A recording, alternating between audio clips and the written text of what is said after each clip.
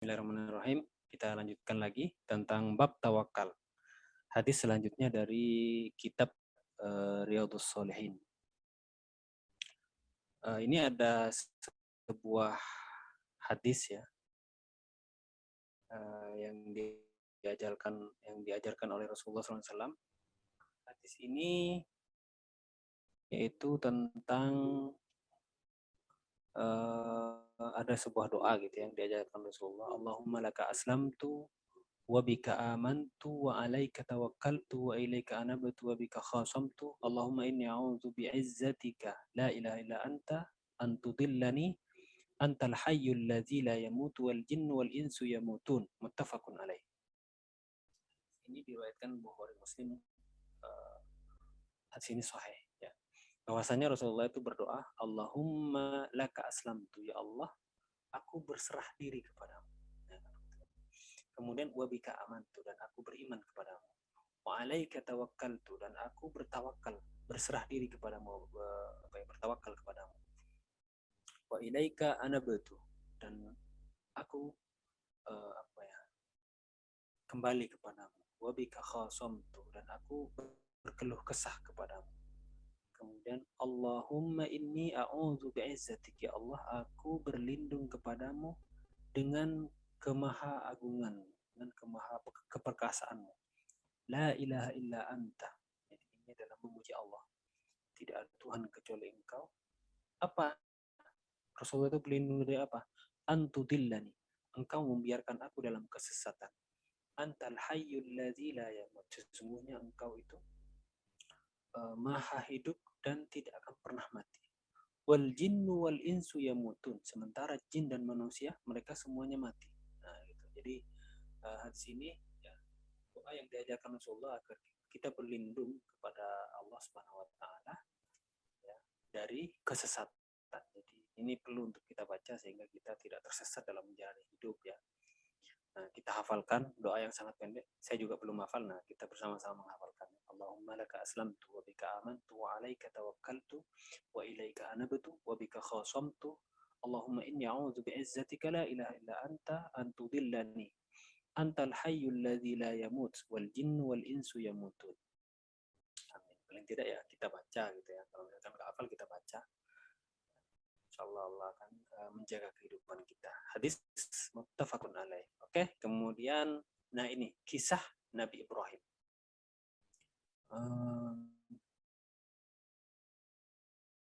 Ya kan? Nah, kisah dibakarnya Nabi Ibrahim alaihissalam. Dari Ibnu Abbas radhiyallahu anhuma aidan qala. Jadi dari Ibnu Abbas beliau berkata, hasbunallah wa ni'mal wakil. Cukuplah Allah kemudian dan Allah sebagai sebaik-baik zat yang kita bertawakal kepadanya, berserah diri. Qalaha Ibrahim. Kalimat ini diucapkan oleh Nabi Ibrahim. Jadi hasbunallahu wa ni'mal wakil ini adalah zikirnya Nabi Ibrahim. Kapan itu? Haina ulqiya finnar. Ketika Nabi Ibrahim dilemparkan ke dalam api. Jadi Nabi Ibrahim itu oleh tentara Namrud. Jadi Nabi Ibrahim itu kan dia menghancurkan berhala-berhala yang disembah oleh Namrud. Kemudian disisahkan yang paling besar. Kemudian ketika orang-orang itu sudah balik dari dari hari rayanya kira-kira gitu ya. Jadi mereka itu kalau hari raya itu berhala-berhalanya itu dikasih makan. Kemudian setelah dikasih makan, mereka itu pergi ke satu lapangan atau kemana gitu ya. Ya mereka ada pertunjukan atau apa kira-kira gitulah. Kemudian waktu lagi pergi kaumnya itu dan Raja Namrud itu, maka Nabi Ibrahim itu menghancurkan berhala-berhala semua dihancurkan, kecuali yang paling besar gitu kan. Kemudian kampaknya itu dikalungkan di lehernya gitu kan. Kemudian setelah mereka balik, oh, ini siapa ini, kaget mereka kan, ini siapa yang berani menghancurkan Tuhan-Tuhan kita gitu kan. Kemudian kata Nabi Ibrahim, kata salah satu dari mereka, yuqalulah Ibrahim, ada seorang pemuda ya, mereka itu Ibrahim, kemungkinan dia orangnya, karena yang dari kemarin yang berdakwah untuk tidak menyembah berhala, hanya menyembah kepada Allah gitu ya. Itu adalah Ibrahim gitu. Akhirnya apa kata mereka, oh kalau gitu cari Ibrahim, gitu kan, kata Namrud putra. Dicari Ibrahim, kemudian disidang. Setelah disidang, apakah kamu yang melakukan ini? Maka kata Nabi Ibrahim, bal fa'alahu kabiruhum. Gitu kan. Yang melakukan tuh berhala yang paling besar. Kan tampaknya ada di lehernya. Kemudian kata mereka, kamu kan sudah tahu, gitu kan, kata mereka gitu. Kamu kan sudah tahu, berhala ini tidak bisa berbuat apa-apa. Mana mungkin berhala ini menghancurkan yang lain gitu. Terus Nabi Ibrahim ngomong gini, loh, kalau gitu kalian tahu berhala ini tidak bisa berbuat apa-apa, ya kan? Ngapain kalian sembah kan gitu kan? Jadi itu hujahnya ibu Nabi Ibrahim gitu ngomongnya. Jadi mereka akhirnya tertunduk gitu. Iya juga ya. Ngapain kita nyembah gitu kan? Ini kan berhala. Dia tidak bisa berbuat apa, tidak bisa berbuat apa, tidak mendatangkan kebaikan kepada kita, tidak ngasih rezeki, tidak menghilangkan kemudaratan, keburukan gitu kan. Ngapain kita sembah gitu. Tapi hanya kamu banyak bacot kira-kira gitulah. Jadi uh, apa namanya? Jadi mereka itu sebenarnya tidak bisa menjawab itu gitu. Mereka sadar bahwa mereka itu salah, tapi karena mereka ini tidak mau ya, mereka udah meyakini itu sebuah kebenaran, mereka itu ajaran nenek moyang mereka gitu ya. Akhirnya ya mereka tidak mau meninggalkan itu gitu. Akhirnya ya udah, ini aja. Bakar aja Ibrahim ini. Kan itu kan. Nah, setelah dikumpulkan api apa namanya kayu bakar yang digali lubang, kemudian uh, dikasih api gitu ya. Itu saking besarnya lubang itu sampai apinya itu kalau tidak salah itu sampai 40 hari itu tidak padam-padam itu kalau tidak salah dalam satu riwayat gitu. Jadi Ibrahim itu dilemparkan ke situ gitu. Jadi dibakar gitu. Nah, di saat Nabi Ibrahim itu mau dilempar, maka karena dia beriman kepada Allah, dia berdoa hasbunallah wa ni'mal wakil, cukuplah Allah dia sebagai penolong kan gitu kan. Nah, kemudian setelah itu Allah berfirman kepada api, ya narukuni barda wa salaman ala Ibrahim. Nah ini. Jadi ya nar, wahai api kata Allah, kuni jadilah engkau barodan, dingin wasalaman juga keselamatan ala Ibrahim, atas Ibrahim. Jadi apinya itu jadi dingin, bukan hanya dingin tapi juga keselamatan. Kalau dingin nanti bisa membeku, bisa meninggal juga kan gitu kan. Jadi Allah itu bisa merubah. Ternyata api itu sebenarnya dia itu panasnya itu dari Allah kan itu kan. Karena kenapa? Seandainya api itu memang memiliki panas kan itu kan.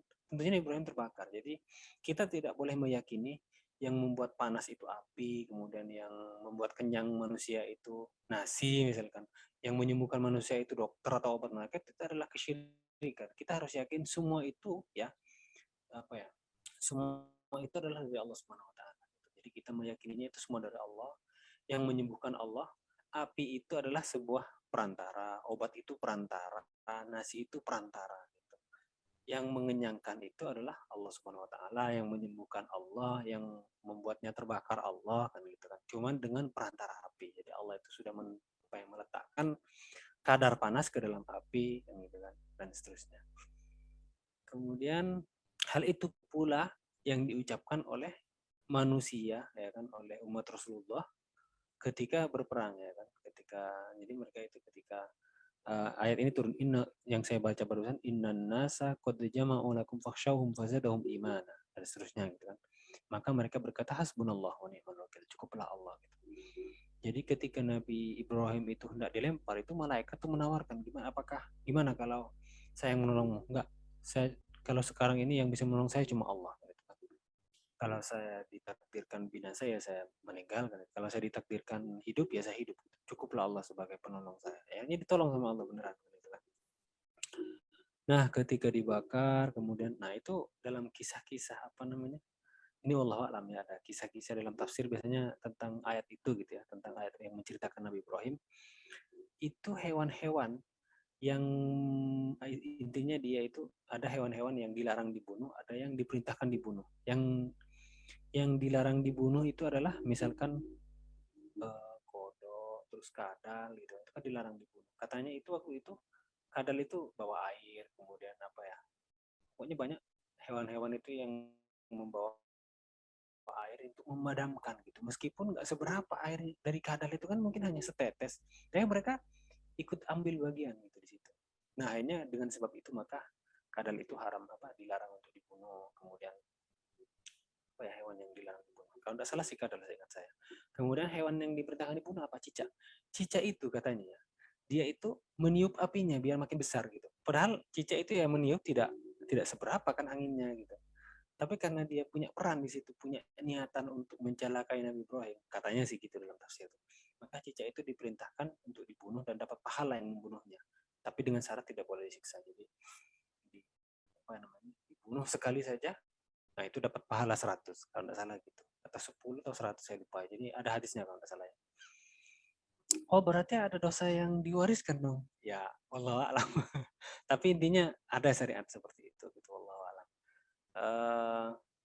Dan memang cicak itu dia dia membawa penyakit gitu.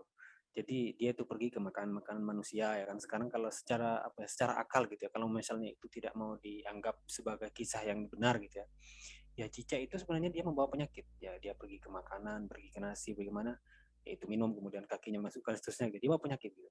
Makanya dia membahayakan manusia. Jadi hewan-hewan yang membahayakan manusia seperti ular, kalajengking, cicak, ya kan, tikus itu disunahkan untuk dibunuh. Dan hewan-hewan yang dalam fikih itu ya, hewan-hewan yang diperintahkan untuk dibunuh, maka dia haram untuk dimakan. Dan hewan-hewan yang dilarang juga untuk dibunuh, maka haram dimakan. Oke. Nah ini juga doanya Nabi Ibrahim ketika dia dilemparkan, Allahumma antal wahidu fis sama. Ya Allah, engkau adalah satu-satunya yang di langit yang aku sembah, kira-kira itu. Wa anal wahidu fil ard, dan aku adalah satu-satunya orang di bumi yang menyembahmu. Jadi waktu itu ya cuma Nabi Ibrahim yang menyembah Allah Subhanahu wa taala, yang bertauhid, yang membawa ajaran Islam. Walaisa ahadun ya'buduka ghairi, dan tidak ada seorang pun yang menyembahmu selain daripada diriku. Hasbiyallah wa ni'mal wakil, maka cukuplah Allah bagiku dan Allah sebagai sebaik-baik tempat bertawakal. Maka Allah berfirman, ya narukuni bardawa salaman ala Ibrahim. Oke, itu tentang kisahnya Nabi Ibrahim.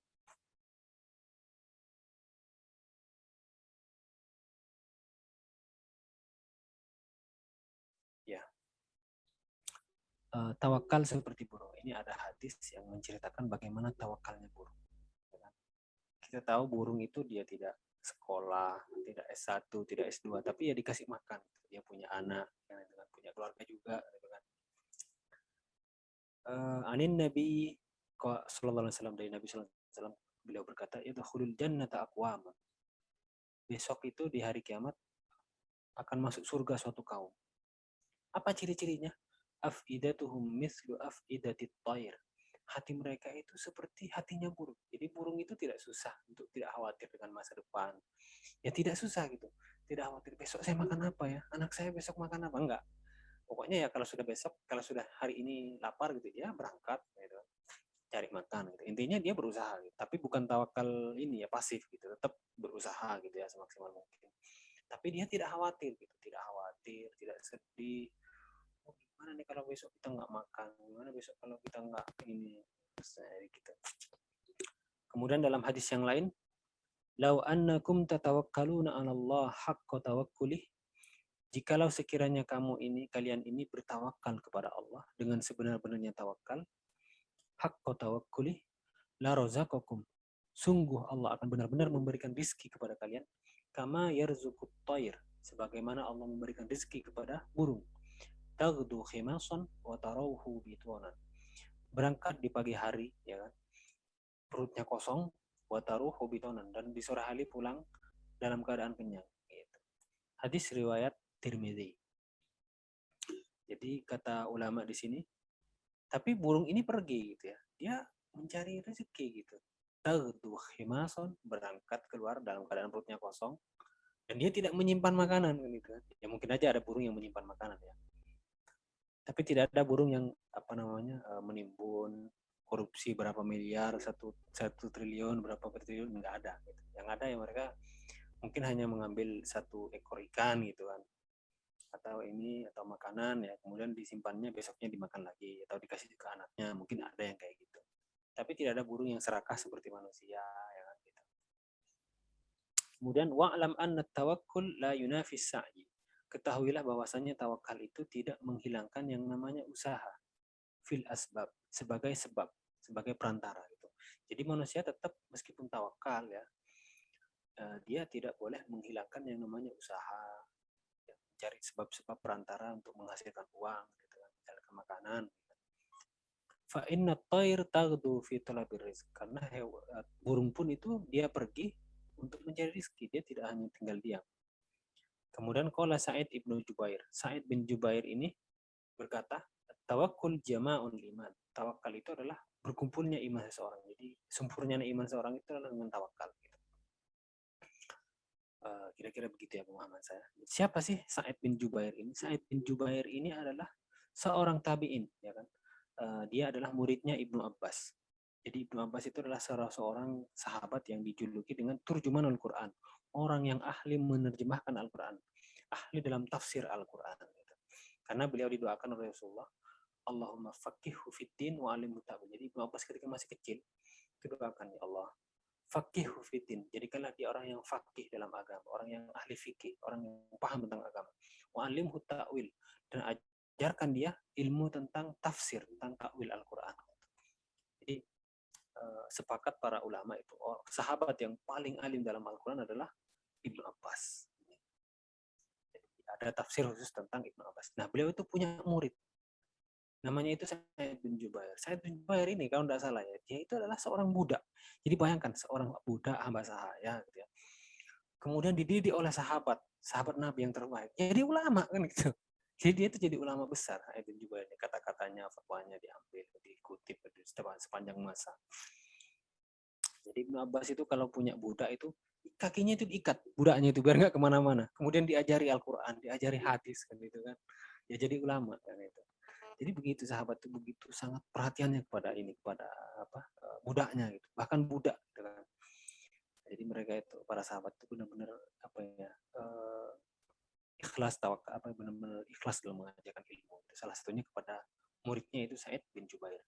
Dan Sa'id bin Jubair ini adalah seorang tabi'in yang dia dibunuh oleh Hajjaj bin Yusuf. Ada seorang penguasa atau gubernur lah pada saat itu di masa-masa tabi'in itu, yang dia itu kejam. Pokoknya kalau ada salah sedikit langsung bunuh, langsung tebas lehernya. Itu namanya Hajjaj bin Yusuf. Kalau ingin tahu, silakan bisa searching di YouTube bagaimana sejarah kekejaman Hajjaj bin Yusuf. Tapi dia itu orang baik sebenarnya.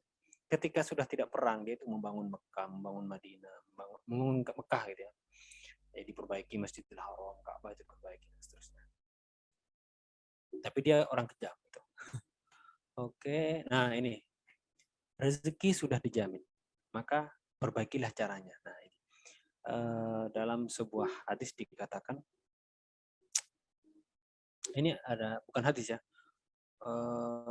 Qala Yusuf bin Asbad. Yusuf bin Asbad ini pernah berkata, ya'mal amala rajulin la yanjihi illa bi'amal, la yunjihi illa amaluh. Jadi bekerjalah kamu sebagaimana seorang yang kalau dia bekerja seakan-akan tidak akan bisa sukses kecuali dengan amalnya. Jadi dia benar-benar sungguh-sungguh, benar-benar benar-benar sungguh-sungguh dalam bekerja, ya, disiplin, ulet kan gitu kan. Tapi juga wa tawakkul rajulin la yusibuhu illa ma kutibalah. Bertawakkallah kepada Allah sebagaimana seseorang yang dia itu yakin bahwa tidak ada yang bisa menimpanya kecuali apa yang telah ditentukan, yang dicatat oleh Allah Subhanahu wa taala sebagai takdir untuknya kan. Jadi semua itu sudah ada yang menentukan ya. Kita berusaha, sukses itu adalah takdir dari Allah Subhanahu wa taala, sukses. Dan jadi kita harus berusaha. Kemudian ma asaba min musibatin fil ardi wala fis sama illa fi kitabin min qabli an nabra'aha. Inna dzalika 'ala Allah yasir.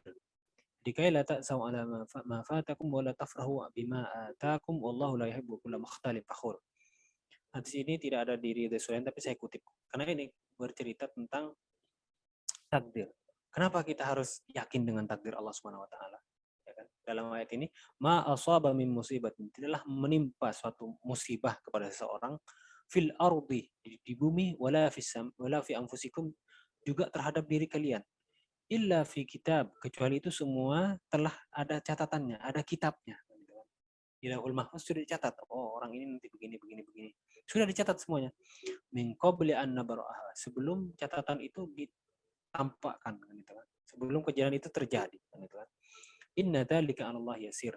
Yang demikian itu mudah bagi Allah Subhanahu wa taala. Kenapa kita harus yakin dengan takdir itu ya? Bahwa semua sudah ditentukan Allah, sudah dicatat. Ini likai la ta'sau ala ma fatakum, agar kamu jangan terlalu bersedih atas apa yang hilang dari kamu. Kita jangan sampai sedih, putus asa ya, membunuh diri misalkan karena apa ya, ditinggal pasangan kita atau misalkan kita rugi gitu. Jangan sampai kita bunuh diri gitu ya. Karena semua sudah ditentukan oleh Allah. Mungkin ya bukan yang terbaik untuk kita, gitu kan. Mungkin itu bukan pasangan yang terbaik. Nah, itu kan. Kalau kita menikah dengannya, kita bisa jadi apa ya, menyesal suatu saat. Gitu kan. Kemudian pernah juga ada kisah pesawat yang jatuh gitu kan. Nah, itu kan ada yang selamat gara-gara dia terlambat karena macet gitu kan. Ternyata setelah itu nyampe situ udah berangkat pesawatnya gitu kan. Ternyata pesawatnya jatuh kan, itu ada kisah-kisah seperti itu. Nah, kemudian yang kedua apa? Likai la ta'sau ala ma fatakum wa la tafrahu bima atakum. Agar kamu jangan terlalu gembira, bahagia, yang sombong gitu ya, dengan apa yang kalian dapatkan. Jadi pentingnya kita beriman takdir itu. Tidak putus asa, tidak terlalu sedih sampai ini gitu ya. Juga tidak terlalu bangga, tidak terlalu tidak terlalu bahagia senang gitu sampai bangga gitu ya, sampai sombong gitu. Tidak sampai lupa diri, intinya gitu. Kalau kita jadi orang sukses, jadi orang yang kaya misalkan ya. Jadi ya semua itu sudah Allah tentukan gitu. Maka kita syukuri kan itu kan. Kalau ada musibah ya kita sabar, kita istighfar kan itu kan. Kalau dapat kebaikan, kita dapat kemudahan, kita diberikan rezeki oleh Allah Subhanahu wa taala, ya kita bersyukur kan gitu. Tapi jangan sombong gitu. Sampai sombong misalkan sama tetangganya, nah itu enggak betul, itu Allah benci kepada orang yang sombong. Kemudian wallahu la yuhibbu kulla mukhtalin fakhur, dan Allah itu benci kepada orang-orang yang sombong lagi membanggakan diri. Nah, ini. Jadi kita fungsinya beriman kepada takdir itu tidak putus asa kalau ada yang hilang dari kita, ada yang kita rugi, mengalami kesusahan ya. Tapi juga tidak sombong kalau kita jadi orang sukses gitu. Kemudian nah ini rezeki sudah ada yang menjamin, maka perbaiki cara mencarinya. Nah, dalam hadis Jabir dari Nabi SAW, beliau bersabda, la yamuta nafsun, tidak akan meninggal, tidak akan mati. Nafsun, seorang jiwa pun tidak akan mati, tidak akan meninggal. Hatta tastakmila rizqaha, sampai terpenuhi rezekinya. Jadi kalau masih ada rezeki misalkan, oh besok nih si fulan nih bakal ada rezeki satu suap nasi gitu kan, satu cangkir kopi gitu. Dia tidak akan meninggal sampai rezekinya itu nyampe ke mulutnya, sampai diminumnya gitu kan. Maka kata Rasulullah, fattakullah, maka bertakwalah kepada Allah. Wajmalu fit talab, dan perbaikilah dalam menyebut harta, dalam mencari rezeki itu. Khudhu ma hallah wada'u ma haruma. Carilah yang halal dan tinggalkan yang haram. Nah, gitu. Jadi kita diperintahkan untuk yakin bahwasanya rezeki itu tidak akan kemana. Kalau memang rezeki kita pasti akan ini, tidak akan mati sebelum rezeki kita itu sampai kepada kita. Maka kita perbaiki dalam mencari harta. Jadi sebenarnya seandainya maling itu dia bersabar ya mungkin saja dia rezekinya dengan cara yang halal, dikasih sama orang. Cuma karena dia nggak sabar sampai mencuri, ya akhirnya dia dapat yang haram gitu kan. Gitu. Jadi orang-orang yang mencuri yang ini sebenarnya mungkin rezeki itu sudah rezekinya dia yang dicatat gitu ya. Tapi karena dia caranya yang salah gitu, akhirnya dia jadi barang haram. Pernah suatu ketika itu kalau tidak salah kisah ya, Ali bin Abi Thalib itu dia memang mengalokasikan suatu harta gitu untuk diberikan kepada orang, disedekahkan pada si fulan gitu ya. Ternyata sebelum dikasihkan itu si fulan itu malah mencurinya gitu. Padahal sebenarnya kalau orang ini bersabar menunggu saja gitu kan, menunggu ya kan, pasti akan jadi rezekinya dia, dan Ali bin Abi Thalib itu akan memberikannya kepada orang itu, tapi karena dia nggak sabar akhirnya dicurinya, dan itu menjadi harta haram baginya kan gitu. Jadi sebenarnya harta haram itu ya karena dia nggak sabar aja, cari yang halal dulu kan itu. Kalau memang rezekinya pasti akan sampai kepada dia gitu. Oke. Maka fajmalu fit talab, perbaiki dalam mencari. Kemudian akhlak Rasulullah. Nah, ini luar biasa. Bagaimana akhlak Rasulullah? Hadis ini dari Jabir. Kunna ma'a Rasulullah sallallahu alaihi wasallam. Kami bersama Rasulullah sallallahu alaihi wasallam bidzatir riqa. Jadi dalam satu tempat gitu ya. Saya tidak tahu ini riqa apa gitu ya. Mungkin di satu tempat. Fa idza ataina ala syajaratin dhalilah. Nah, maka kami istirahat di bawah pohon yang ya rindang gitu. Taroknaha li Rasulullah SAW. Jadi kami Rasulullah disuruh istirahat di bawah pohon itu. Jadi pohon yang rindang itu dikhususkan untuk Rasulullah beristirahat gitu. Ya, sahabat yang lain cari pohon yang lain itu mungkin kira-kira gitu. Kemudian para sahabat tidur, kemudian Rasulullah juga tidur gitu ya. Faja'a rajulun minal musyrikin. Kemudian datang seorang laki-laki dari kaum musyrikin. Wa saifu Rasulillah sallallahu alaihi wasallam mu'allakun bisyajarah fakhtaratahu. Dan pedang Rasulullah itu karena Rasulullah dalam keadaan peperangan gitu ya. Rasulullah itu pedangnya ditaruh gitu. Mungkin habis dari peperangan mau pulang, pedangnya itu ditaruh di pohonnya, disenderkan gitu. Rasulullah terus tiduran istirahat. Kemudian pedang itu diambil sama orang-orang musyrik ini. Fakhtaratahu. Faqalah, maka orang musyrik tadi dia berkata, "Takhafuni, apakah kamu takut wahai Muhammad kepadaku?" gitu kan.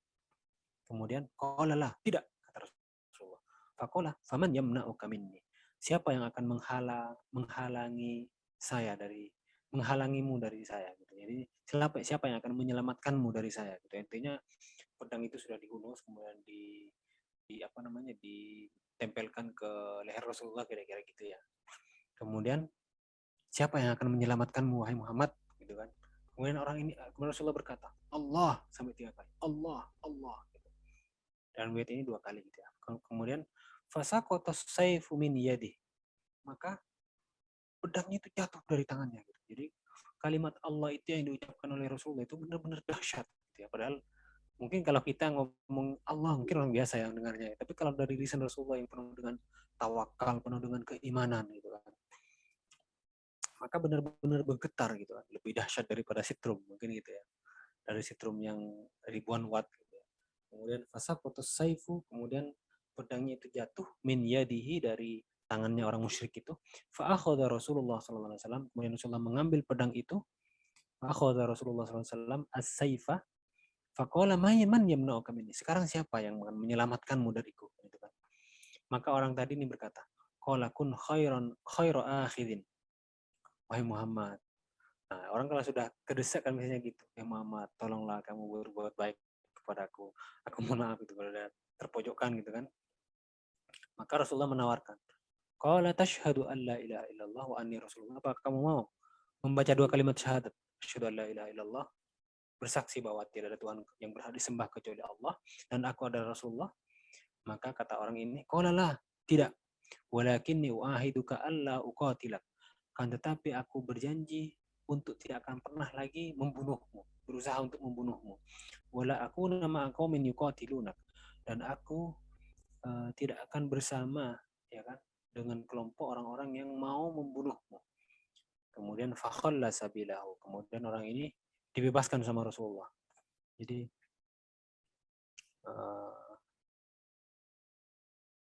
Jadi Rasulullah ini orang ini dibebaskan ya kan. Orang ini dibebaskan, kemudian orang ini ketika mau pergi itu kan ketemu dengan sahabat Nabi. Ji'tukum min indi khairun nas. Aku mendatangi orang yang terbaik di antara kalian, yaitu Muhammad. Jadi orang ini mengakui tentang kebaikan Rasulullah gitu ya. Pertama orang ini mau membunuh Rasulullah gitu kan. Tapi Rasulullah membalasnya dengan kebaikan. Malah meskipun orang ini tidak mau masuk Islam, malah dibiarkan pergi kan itu kan. Betapa akhlak Rasulullah itu luar biasa kan itu kan. Itu tentang akhlak Rasulullah. Jadi Rasulullah itu ketika mengucapkan kalimat Allah itu benar-benar berdasarkan kekuatan keyakinan yang sangat kuat dan tawakal kepada Allah Subhanahu wa taala. Jadi kalau kita misalkan ya dengan keyakinan yang kuat gitu, mungkin itu bisa menjadi energi yang luar biasa bagi orang lain gitu ya. Ketika kita menyampaikan agama, menyampaikan ajaran Islam ya dengan keyakinan yang kuat, mengucapkan zikir la ilaha illallah atau Allah gitu ya, itu menjadi energi yang sangat luar biasa. Oke. Kemudian penjelasan hadzal hadis quwwatu yakini sallallahu alaihi wasallam. Ini hadis menerangkan tentang bagaimana kuatnya keyakinan Rasulullah sallallahu alaihi wasallam.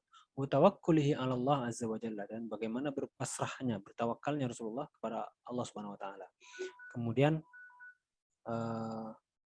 wa afwihi wa hilmihi, dan juga bagaimana Rasulullah itu mudah sekali memaafkan orang, dan juga kelembutannya, kasih sayangnya, wa muqabilatis sayyi'i bil hasanah, dan bagaimana Rasulullah itu membalas keburukan dengan kebaikan.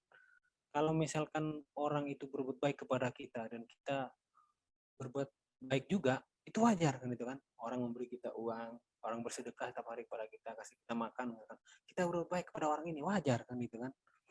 Kemudian tapi ini sebaliknya, orang ini jahat kepada Rasulullah, dia mau membunuh Rasulullah kan, itu kan. Tapi Rasulullah itu dengan sangat lapang hatinya gitu, memaafkannya gitu kan. Ya, nah itu berarti Rasulullah itu sangat benar-benar akhlaknya luar biasa ya kan. Wa mahasini akhlaki, dan itu menunjukkan betapa luhurnya akhlak Rasulullah. Wa kamali karamih, dan juga kesempurnaan kesempurnaan ini, sangat dermawan, sangat baik hati gitu ya. Sangat sempurna kebaikan hatinya. Sebagaimana Allah Subhanahu wa taala berfirman, "Wa innaka la'ala khuluqin 'azim." Dalam surat Al-Qalam ayat 4, Allah berfirman, sesungguhnya engkau Muhammad benar-benar di atas akhlak yang sangat mulia. La'ala khuluqin 'azim. Jadi luar biasa, Allah benar-benar memuji Rasulullah SAW. Jadi betapa beruntungnya seorang yang dipuji secara langsung oleh Allah ya. Seperti Nabi Muhammad, para nabi, ya, para sahabat, ya, mereka dipuji oleh Rasulullah, oleh Allah langsung di dalam Al-Quran, dan setiap saat kita membacanya itu gitu. Jadi para sahabat itu kalau berbuat dosa kemudian ini mereka takut gitu. Kenapa? Takut ayat turun tentang mereka dan dibaca sepanjang masa oleh umatnya, dari masa ke masa, dari zaman ke zaman gitu kan. Jadi ayat tentang Abu Lahab gitu kan, itu dibaca setiap saat tentang Abu Lahab, tabat siada Abi Lahab, setiap saat kan gitu kan. Dan itu ancaman langsung kepada Abu Lahab. Oke, itu tentang penjelasan hadis Rasulullah SAW. Kita lanjut ke sesi yang ketiga. Kita akhiri sampai di sini sesi yang kedua. Assalamualaikum warahmatullahi wabarakatuh.